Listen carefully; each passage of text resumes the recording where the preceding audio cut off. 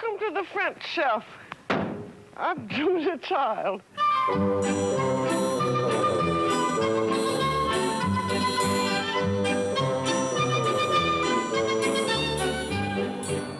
Hello, I'm Julia Child. Welcome to my house. What fun we're going to have, and what a treat it's been for me to share my kitchen with you all these years. I've been rooting around in my icebox, and look what I found. Pig's guts and sheep's guts. Ouch.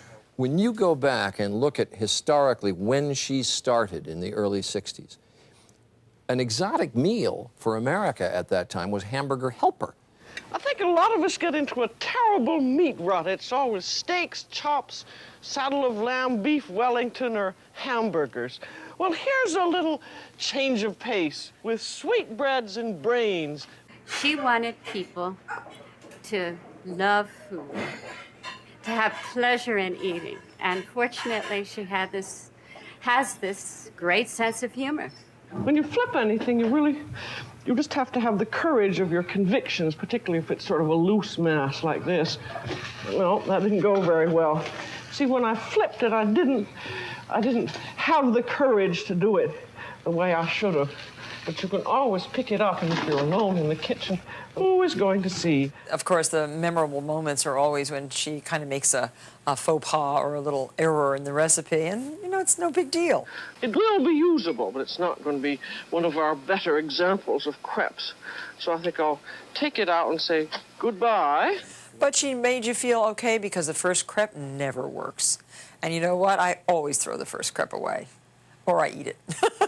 She has an incredible way on television about delivering the message. I think it's terribly important if you're making anything taste. There are some people that never taste it and they wonder why it doesn't taste good. She's a teacher. She's a wonderful teacher, the best. She's so over the top and larger than life that her enthusiasms, whatever they're for, are infectious. Now this one is the kind that you usually see.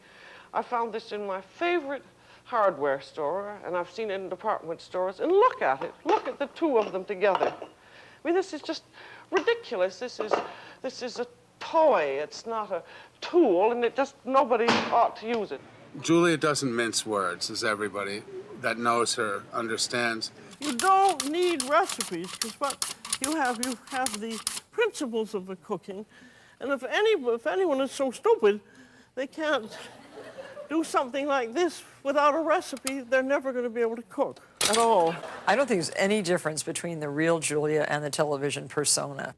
When she's in the restaurant, the way she handles all the fans that come up to her, and we always try to protect her, like with kid gloves, to keep them away from her. And you know, she actually doesn't want that. She really likes the contact with people. And she has a passion for food, but she also has a real love of people. You know, I've been there. Julia, thank you so much for coming to this book signing. The lady's like traveled, 900 miles.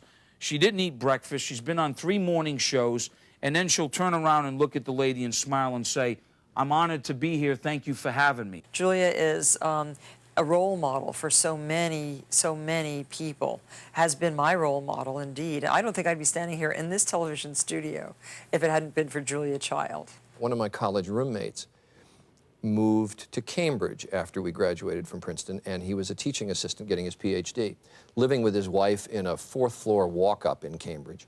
Tiny little apartment, and with great trepidation, they decided to give their first dinner party ever. And she worked, had to work long hours, wasn't going to get home till about 40 minutes before the guests were going to arrive, and wanted to make a béarnaise sauce for some sort of meat, and didn't know if she could make the béarnaise sauce the night before, or if it would separate if she put it in the refrigerator, if you could heat it again. And she said, well, how am I going to find this out? What cookbook would have that? And my college roommate said, call Julia Child. Well, you can't do that, she said. He said, I'll bet you can. They looked in the phone book. There she was, called her up. Well, darling, what are you having for dinner? Tell me about your menu. And my friend's wife spent 25 minutes on the phone with her going through the entire menu. Julia changed this, altered this, said, you have to make this now. You make that tomorrow night. And said, and I hope you have a wonderful time. Hung up after 25 minutes on the phone, planned the whole dinner party, never talked to her again. But that's Julia.